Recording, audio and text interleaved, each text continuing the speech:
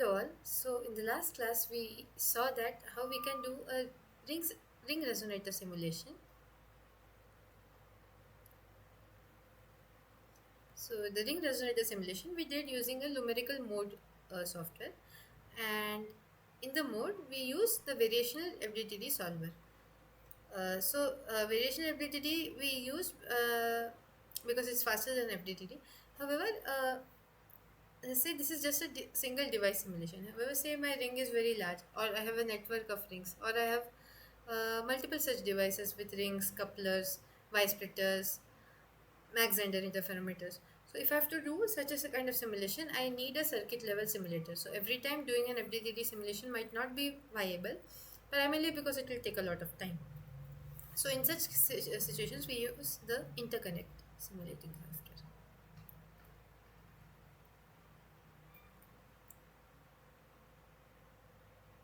So this is also numerical software, again provided by ANSYS itself. So what we will do today is we will we will start with FDTD simulation.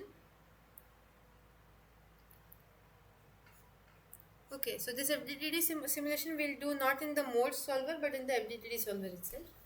Okay, so in the FDTD simulation we will do a FDTD simulation of a coupling region. Okay, so a ring is basically nothing but a coupler plus a straight waveguide plus a bent waveguide, another straight waveguide. That's it, right? So if I have a simulation that tells me how a straight waveguide will behave, how a bent waveguide section will behave, and how a coupler section will behave, then I can combine all the information that I have to get a response of the entire ring. So with that idea, so we will first do device simulations using FDTD and mode of these three regions. So waveguide simulations we will do to know the single mode simulation that we have already done. Then we'll do also do today a bent waveguide simulation. So in the same mode, eigenmode solver, we can also do bent waveguide simulations for finding the eigenmodes, the ineffective, the group velocity, phase velocity of bent waveguides. All those things can also be done for bent waveguide, just like we did for straight waveguides. We'll see how we do that today. And then we will also do the FDTD simulation of the coupler to know what is the coupling ratio. So how much power is getting coupled to the ring. So in this case, how much power is getting, so if I'm sending light from here, okay, how much is the straight, how much is the cross.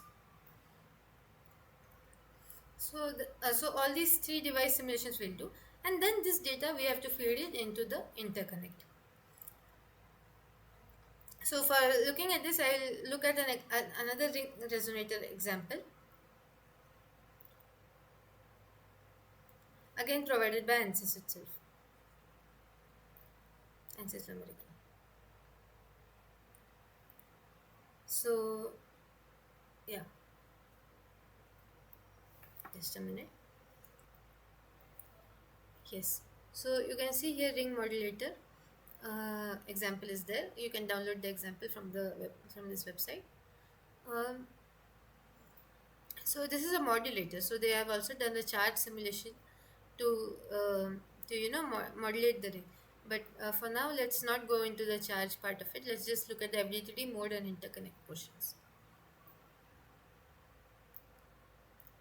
So first, as I said, they will do the coupler simulation using ANSYS FDTD, then the mode simulations for the waveguides, then the charge part we will skip, and then the interconnect simulation. Let's see how they are doing it. So in the step 1, they are doing the coupling simulation. So I'll just open the coupler simulation that they have provided.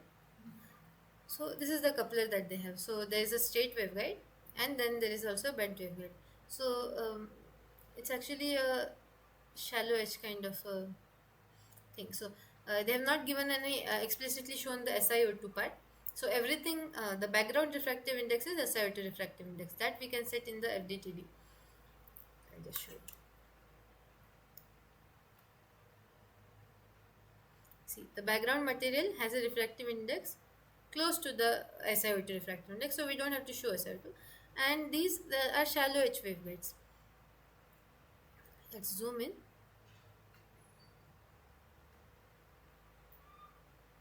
You can see, right? So it's shallow H. In the 3D view, it becomes kind of clear.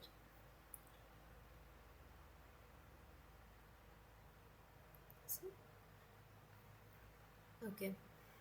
So then there is a straight waveguide and a curved waveguide, and there is this coupling region here. So they have given ports. So till now we were giving input and output as source and monitors, right? But in this case, they have given it as ports. So that is also just like source and monitor itself. So the pink arrow port is basically the source, and all the others are monitors. Then if you run the simulation, I've already run this once. At the ports, you can see the response.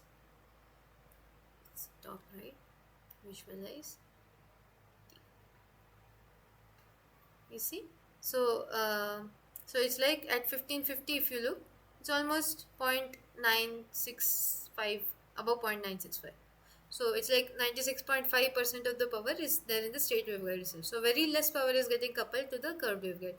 Let's see how much is the coupling to the bottom right monitor. Sorry, just a minute. So we see that it's almost 3%, 4%, like that. So yeah, so very less power is getting coupled to the coupling region, but this is kind of desirable. So when we have a ring, right, think about it like this.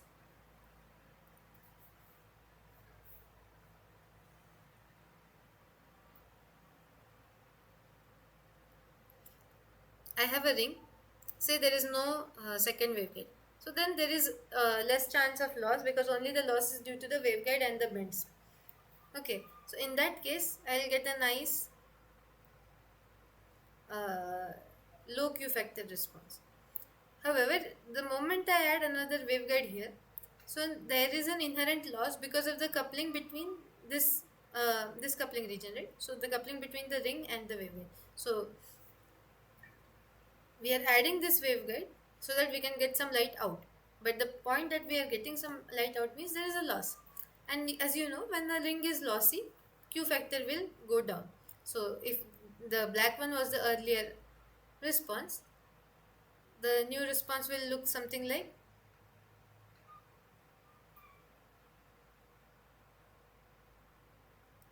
you see the difference? It's not that fine anymore.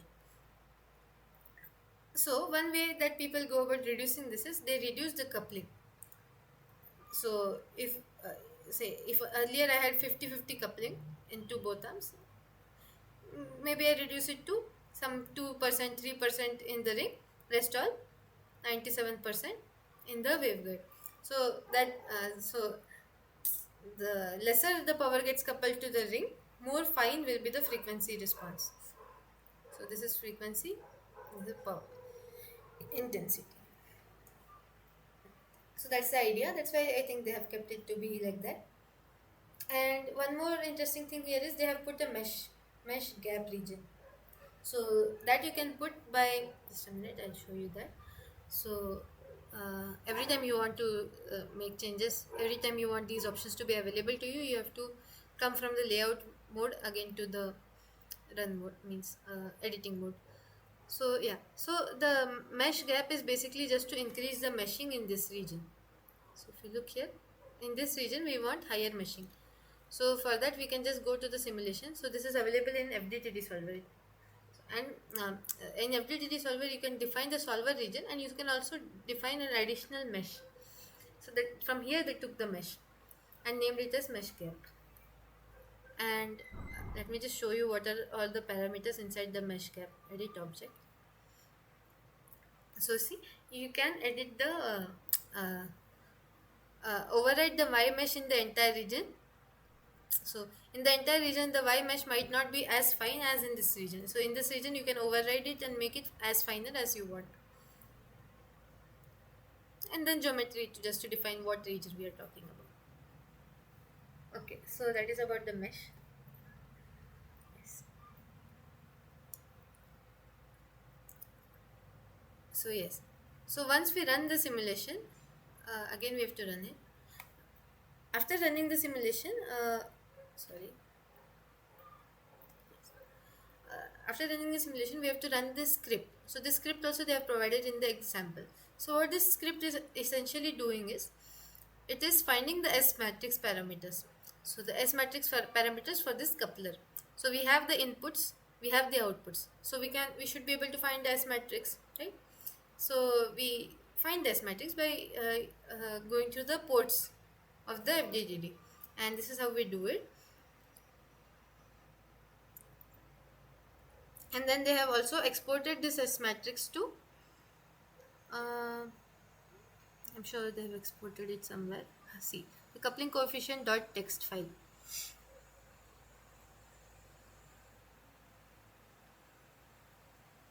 So that's where they exported, and then they're also plotting it. They're plotting the coupling coefficient versus the frequency plot.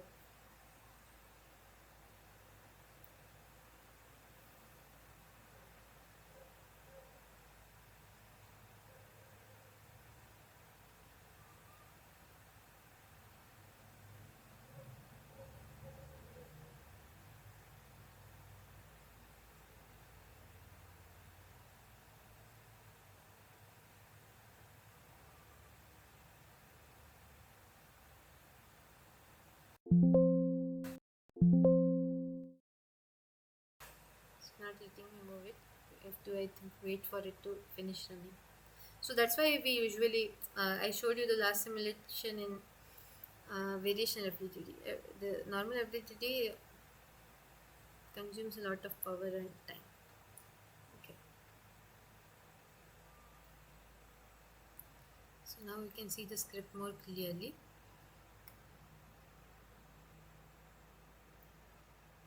Yes. So in this file, coupling coefficient.txt, they are writing uh, the frequency f of I, comma, the power coupling. So basically, they're writing the coupling coefficient versus frequency. So let me just run it. See the coupling coefficient in percentage versus the wavelength. That is what they're plotting here, and the same information is getting stored in the in this text file coupling coefficient.txt. So basically the way they're doing is, so they have these four ports.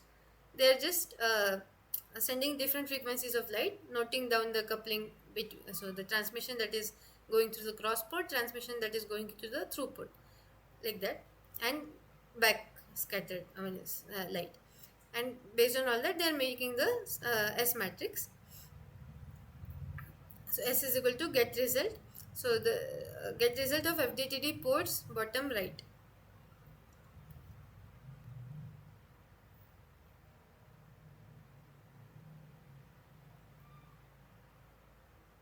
S. See, like this we have the S, right?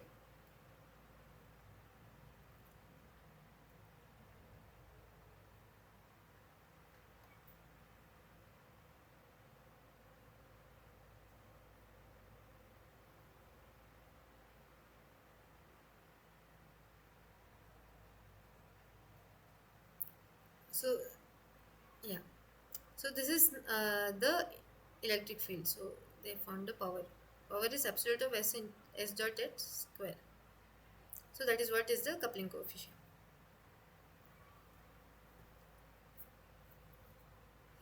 Okay. So yeah, so you can find this file again in the same. When you download this zip file, you will find that file also. So you can run it just like I ran it. So now we'll have a coupling coefficient dot text. Let me open the folder for you.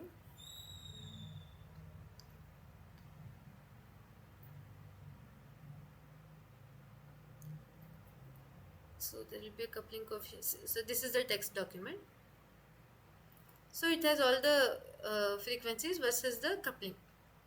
So coupling coefficient is 4% for so and so frequency, 3% for some other, like that.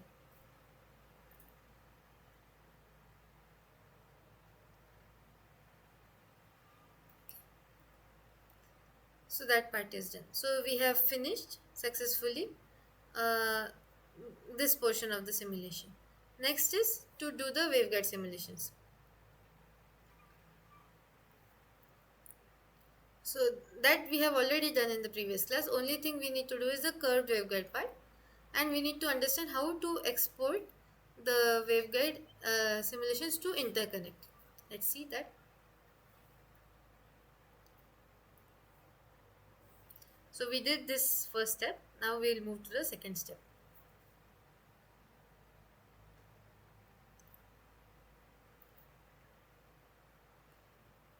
So they have given each and every step. You can look through the website and follow it one by one.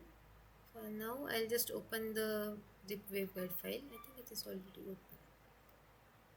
Yeah, this one. So this is nothing but a waveguide. So there is a core region and a slab, and then the background index they have kept it like that, and then they also introduce an additional mesh around the waveguide, and this is the FDE region. So let's run the simulation to find the modes, eigenmodes.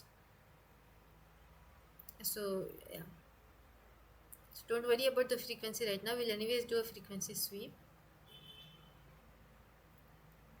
So yeah, this is our mode, uh, and as you can see, it looks like this. So this is a shallow H waveguide. So yeah, you can always go ahead and look at the magnetic field intensity, EX. Yeah, so all that is possible. So this is a TE mode. Let's choose this TE mode and do a frequency analysis. So in a frequency analysis, what we do is we basically sweep across all frequencies. So here I know this effective index, the imaginary part of refractive index, the loss, group index, polarization fraction, all these things for a particular mode at a particular wavelength, right? So what if I want to know it at a lot of wavelengths? So when we are trying to export it to interconnect, the interconnect software should know that whatever light comes, it should know. So in a range of frequencies, whatever frequency of light is coming, it should know how much N effective it has to take. It cannot take the same N effective for all frequencies, right? Otherwise, the simulations will be incorrect. So for that, we need to generate the frequency sweep data and export it to interconnect. So go to frequency analysis. Okay, then track selected mode, then choose the two different frequencies. So it is starting from wavelength 1.5 to 1.6. Number of points we are giving 15. You can increase also, that's not a point. Yeah, and then we'll hit frequency sweep. So see, it's sweeping. So it's around 2.4, like 2 point, more than 2.4 refractive index, effective refractive index. Let's see, let it sweep.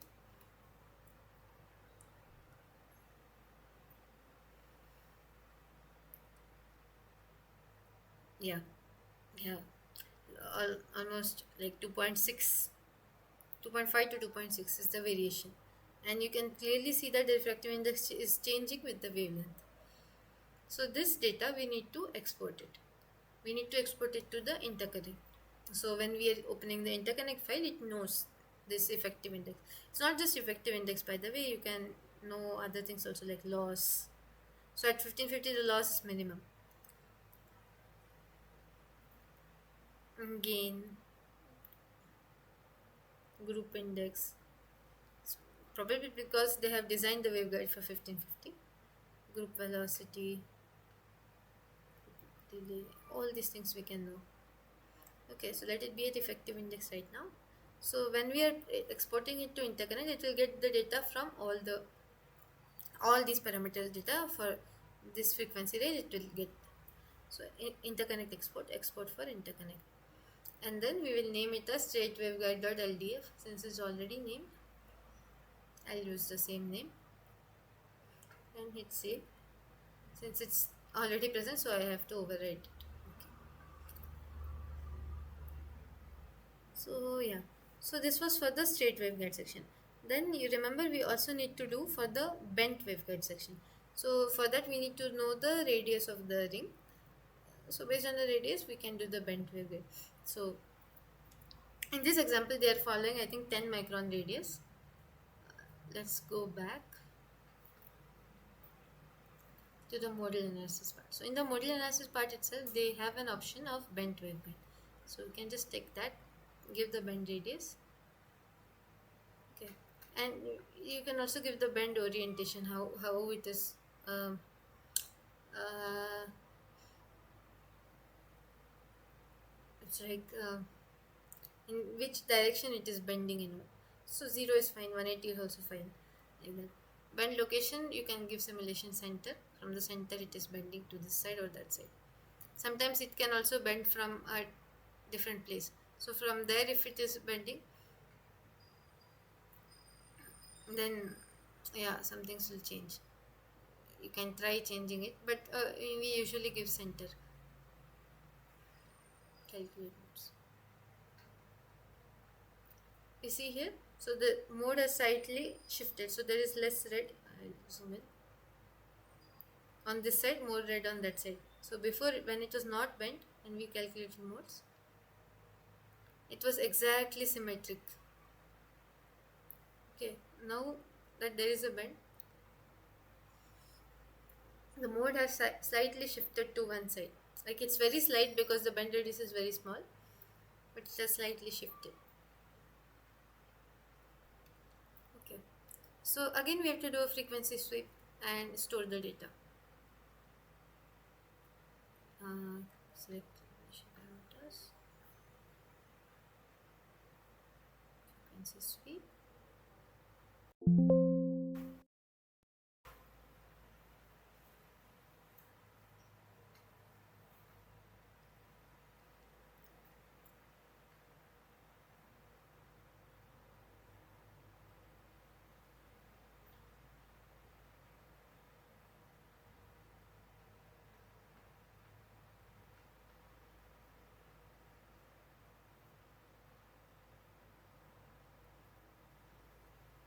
Then data export, LDF file, export to interconnect.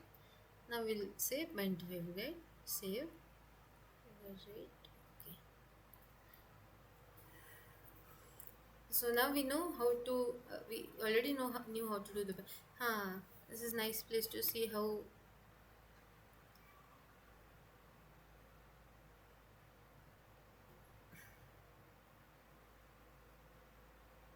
What it means by bended simulation center and not a loop. So if my waveguide was say here, and the simulation center was here, then it would have bent it according to this place, and the waveguide bend, if effective waveguide bend would have been less. So it's always essential to keep the waveguide at the center and choose center in this bend location simulation center, and the waveguide also should be at the center, otherwise there's no use. Okay, so we have finished this part. So we have successfully finished the second step also. See, just like we saw the effective index is dropping, the imaginary part of effective index will go like this. Let me just zoom. So, this is for the straight waveguide. The effective index is going from 2.59 to 2.5, and the imaginary part of effective index is going like this. So they have plotted both of them at the same time. So what do you expect in the case of bent waveguide? So in the case of bent waveguide, we expect a massive change, like a considerable change in the imaginary refractive index, right? Because the imaginary part will tell us the loss. The imaginary part of the refractive index is related to the loss in the waveguide, and the bend will introduce some loss. So we'll definitely imagine some change in these numbers. Obviously, real part will also change a little. Let's see that. So yeah, so the real part has also changed slightly, but the imaginary part is now come uh, come up to 10 power minus 5. So here it was 10 power minus 10. So you see the change, right? So that's because of the bend. So the next portion is charge distribution. So this we will not go through. So yeah. So next is making an interconnect compact model. So based on all the things that we have exported to interconnect till now, we have to make a compact model in the interconnect simulation software. So let us start with opening first an interconnect file. We go to the numerical launcher, then products. So yeah, again, just to show that they have a lot of different examples like that. So I was just picking up the ones which we have already studied in class, but you can go through these based on the application that you want to simulate. So yeah, we'll go to the interconnect. So this is how the interconnect looks like. Um, yes.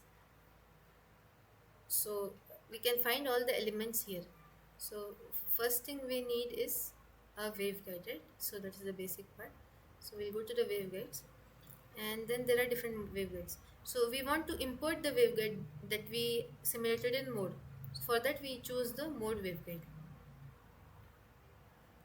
Okay, so this will come with a mode simulation like image here. Normally, if you just choose any straight waveguide, it will not come with any image here. So that is the difference. So we need a mode waveguide. So this has to inherit the straight waveguide parameters that we had exported. So this element can import results from mode.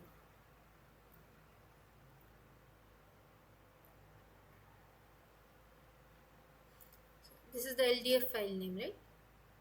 We have to open and choose straight waveguide LDF. Now it will come written here straight. Then we don't have to give all these parameters because it has already inherited them from the waveguide. So otherwise it would have asked us what is the effective index, what is the group index, what is the loss. So all these parameters we don't need to give because we have already exported it. So this is waveguide 1. So next we have to let's just review what we want. So we want straight waveguide, straight waveguide, straight waveguide, straight waveguide. Okay. So we want 4 straight waveguides. Then we want a coupler here, a coupler here. This will join this, this will join this, this will join this, this will join. Then bent waveguide, bent waveguide. Okay.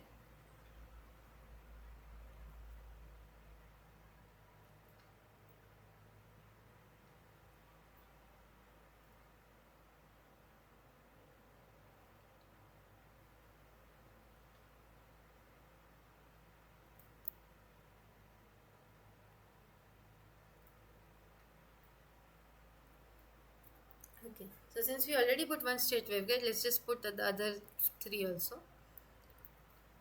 So that we just have to select Control C, Control V and put them wherever we want.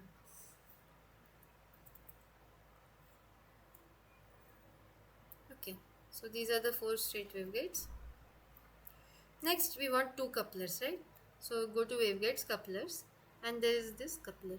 So we choose one, place it wherever we want. Okay. So in the coupler,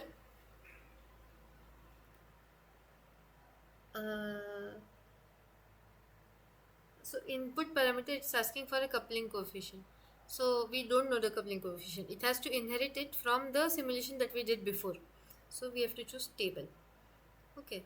So once you choose table, this load from choice option, load from file option will be enabled. So select true. So now it will load from a file. Now it will ask us which file to load from.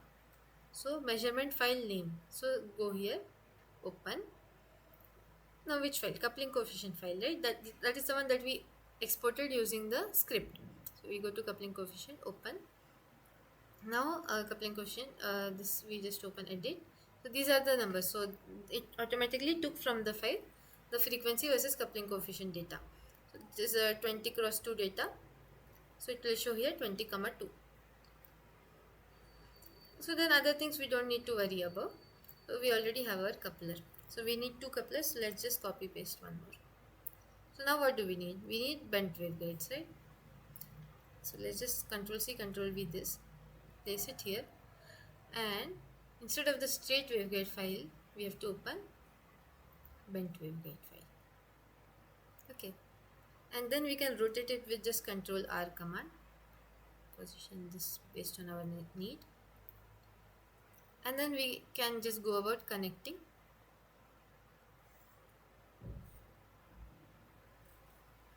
So by mistake I put this here.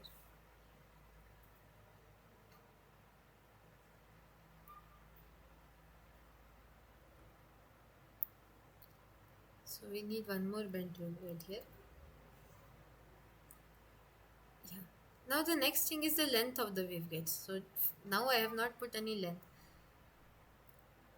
So we simulated it for 10 micron ring, right? So 10 micrometer ring means how much should be the 2 pi r.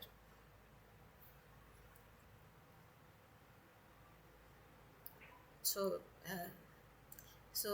like you can calculate the circumference, it will come out somewhere around 62 63 micrometers. So we'll just keep this one as 31 micron, the length. So we have to first choose the unit to be micrometers, then change this to 31. Okay.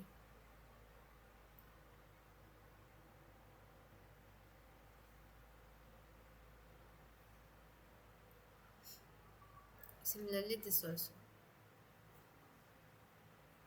Change the unit to 31. Sorry, micrometer, and change this to 31. This also 1 meter, it doesn't make sense. Let's put some 10 micrometers.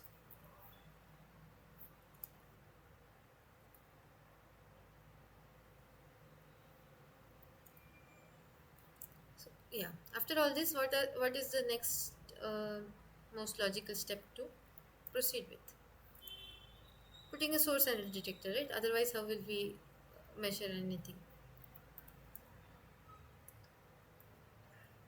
Yeah.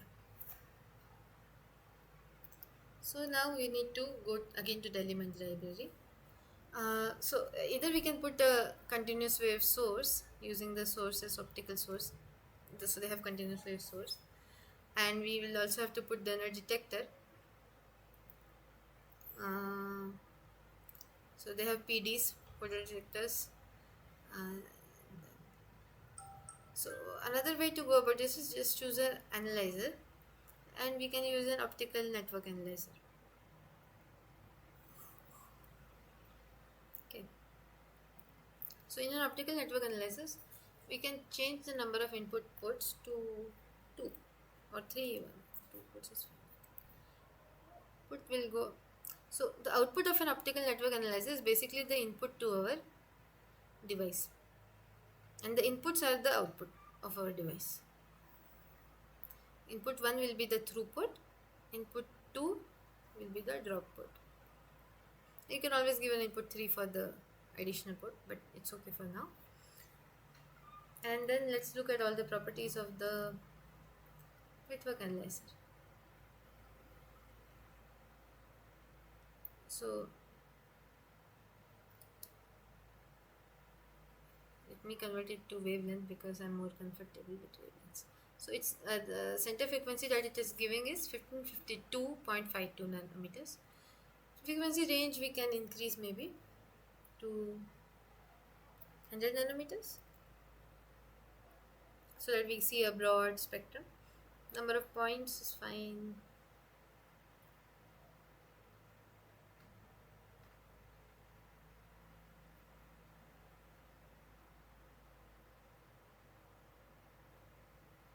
So this peak analysis and all is for finding the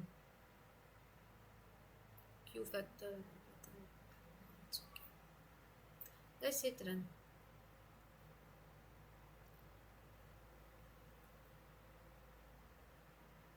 Okay, it already finished running.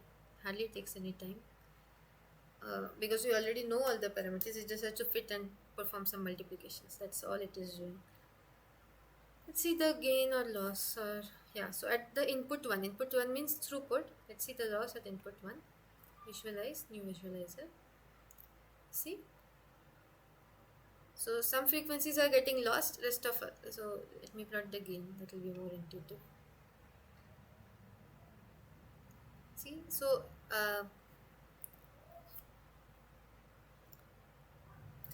all other frequencies are with zero gain. That means they are all passing uh, without any problem. But some frequencies, the resonant frequencies, face a loss because they'll get coupled to the ring, right?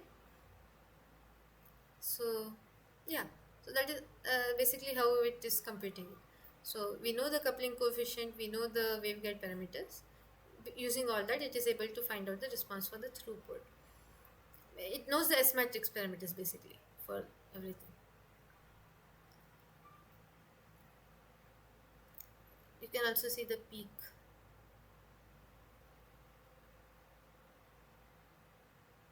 peaks at different wavelengths. So there's a peak here.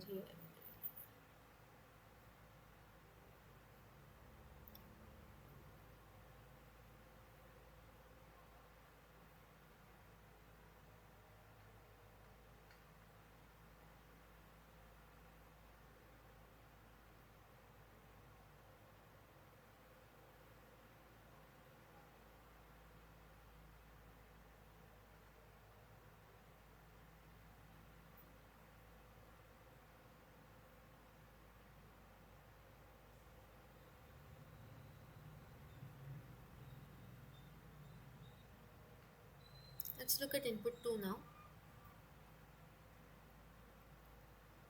Hmm. Exactly opposite response.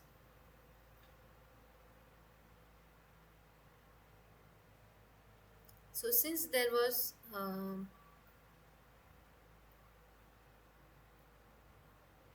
again, let me plot the gain.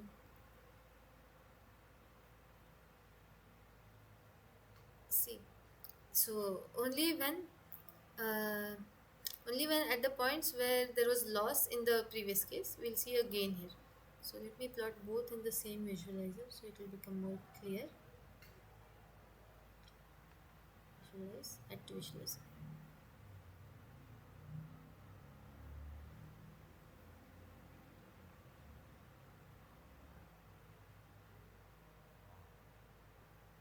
See, so whenever there was a loss in the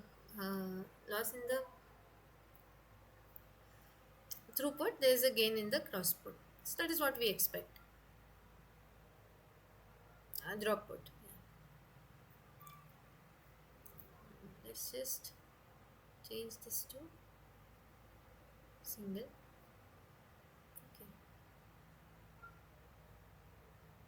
hit run.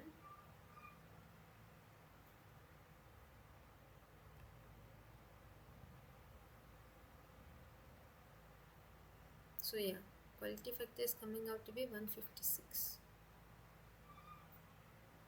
Okay.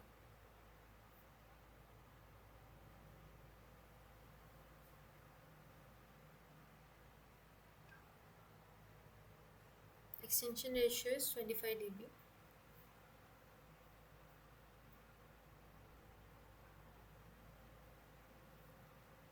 FSR,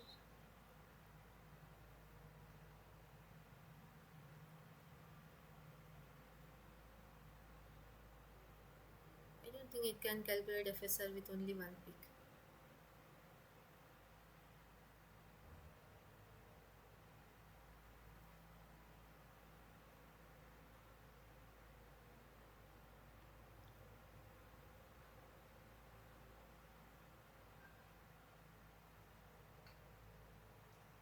Okay.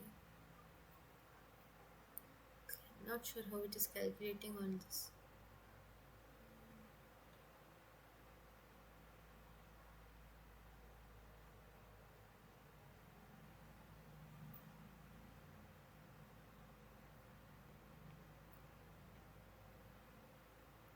Yeah, FSR should be pretty constant, but yeah, around 50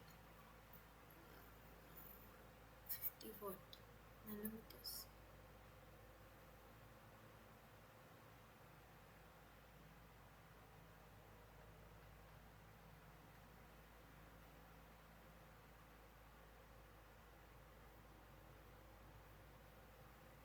The finesse.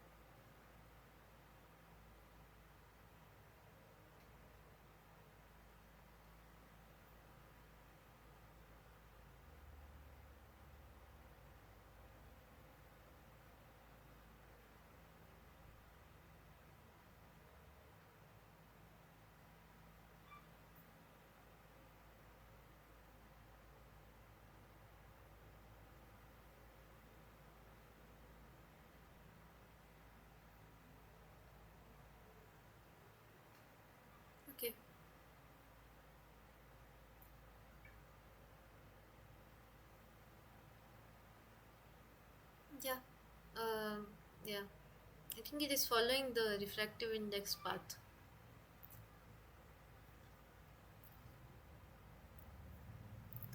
The frequency is wavelength is increasing, the refractive index is reducing. So that is, I think, increasing the free spectral range here.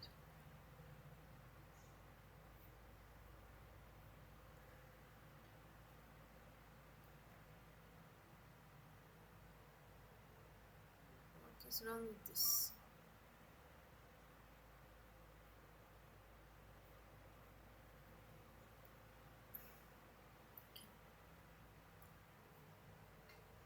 I think it's best to just calculate the FSR and other things based on, like, first exporting this graph and then doing the calculations in MATLAB. I'm not pretty sure how the inbuilt functions in the numerical are doing it. So that is clearly giving some errors. But from just looking at this, uh, it's easy to see that the FSR is around 10 nanometers, right? Why is it?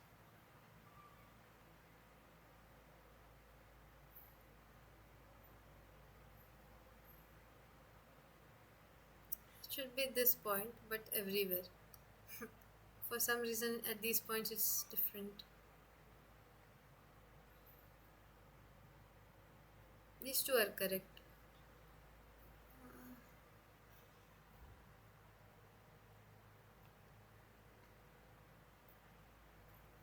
Yeah, this also makes sense. It's kind of little increasing, but it's around 10 nanometers.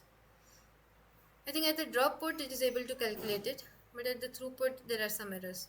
So it's always best to just go to the gain or loss, visualize it, then we can export it to MATLAB from here, and then do the rest of the data analysis in MATLAB. If you look here also, so here it is slightly lower than 10 nanometers. This place it's exactly 10 nanometers, and then it's slightly increasing, like getting more than 10 nanometers. Yeah, so yeah, when we analyze it in some data analysis software, MATLAB or something, then we'll know better.